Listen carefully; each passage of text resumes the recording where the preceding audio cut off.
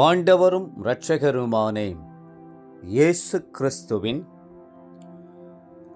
ஈடு இணையற்ற நாமத்தில் அன்றன்றுள்ள அப்பம் வாசகர்களுக்கு எங்கள் அன்பின் வாழ்த்துக்கள். 2026 ஆண்டு ஜூலை மாதம் 27 தேதி திங்கட்கிழமைக்குரிய தின தியானம். இன்றைய தலைப்பு பலிபீடத்தின் மேல் அக்கினி. லேவியராகமம் 6:13 சொல்லுகிறது, பலிபீடத்தின் மேல் அக்கினி எப்பொழுதும் எரிந்து கொண்டிருக்க வேண்டும், அது ஒரு பொழுதும் அவிந்து போகலாகாது.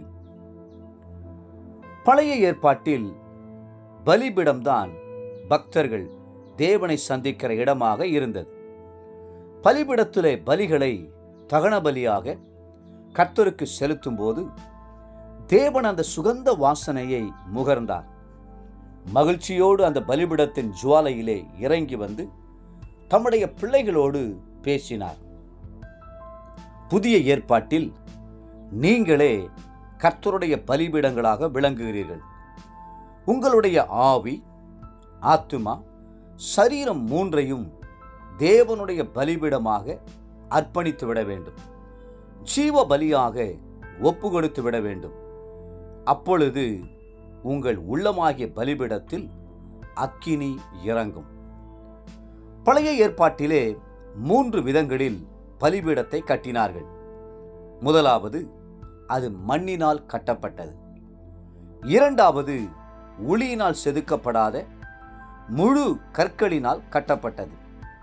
மூன்றாவது, ஆசரிப்பு கூடாரத்தில் உள்ள பலிபீடமானது சித்தி மரத்தினால் செய்யப்பட்டு வெண்கல தகட்டினால் மூடப்பட்டது. மண்ணால் செய்யப்பட்ட பலிபீடம் நம்முடைய சரீரத்திற்கு அடையாளமாய் இருக்கிறது.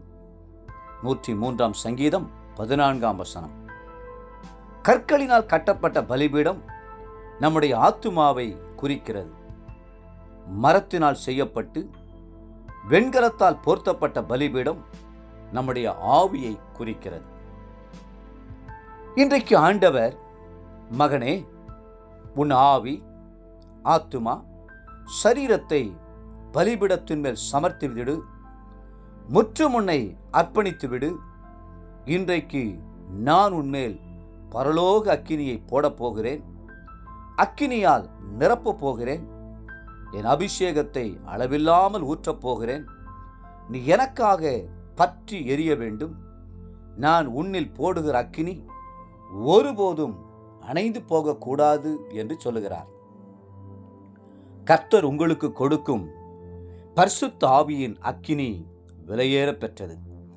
இந்த அக்கினி அபிஷேகத்தின் மேன்மையையும் விலை மதிப்பையும் உணராத அநேகர் அதை நஷ்டப்படுத்தி விடுகிறார்கள். லவோதிக்கேயா சபை குறித்து கர்த்தர் துக்கத்தோடு சொன்னார், நீ குளிரும் அல்ல அனலும் அல்ல, நீ குளிராயாவது அனலாயாவது இருந்தால் நலமாயிருக்கும். இப்படி குளிருமின்றி அனலுமின்றி வெதுவெதுப்பாய் இருக்கிறபடினால் உன்னை என் வாயினின்று வாந்தி பண்ணி போடுவேன் என்றார். வெளிப்படுத்தின விசேஷம் 3 அதிகாரம் 15-16 அக்கினியாக இருக்க வேண்டிய தேவ ஜனங்கள் வெதுவெதுப்பாய் இருக்கக்கூடாது. மங்கி எரிகிற திரியாக இருக்கக்கூடாது. தீவெட்டிகளை அணைந்து போன நிலைமையில் வைத்திருந்த புத்தியில்லாத கன்னிகைகளைப் போல இருக்கக்கூடாது. அக்கினி பற்றி எரிய வேண்டும். குணசாலியான ஸ்திரீயின் விளக்கு இரவிலேயும் அணையாதிருக்கும். நீதிமொழிகள் 31:18. தேவப்பிள்ளைகளே, இரவிலும் கூட கர்த்தருடைய அன்பும் ஊக்கமான ஜெபமும் உங்கள் உள்ளத்தில் அக்கினியாய் பற்றி எரிந்து கொண்டிருக்க வேண்டும். இன்றைய நினைவிற்கு ரோமர் 12:1. சகோதரரே, நீங்கள் உங்கள் சரீரங்களை பரிசுத்தமும் தேவனுக்கு பிரியமான ஜீவ பலியாக ஒப்புக்கொடுக்க வேண்டும் என்று தேவனுடைய இரக்கங்களை முன்னிட்டு உங்களை வேண்டிக் கொள்ளுகிறேன். இன்றைய வேத வாசிப்பு காலை சங்கீதம் 43, 44 மற்றும் 45 சங்கீதங்கள்.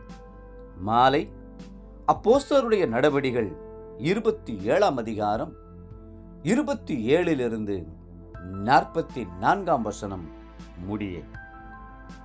அன்புக்குரிய அன்றன்றுள்ள அப்பம் வாசகர்களே, மீண்டும் உங்களை வாழ்த்துகிறோம். உங்கள் பலிபீடத்தின் அக்கினி எரிந்து கொண்டே இருக்கட்டும். கர்த்தருக்குள் வைராக்கியமாயிருங்கள். கர்த்தர்தாமே உங்களை ஆசீர்வதித்து மென்மேலும் உயர்த்துவாராக. ஆமென்.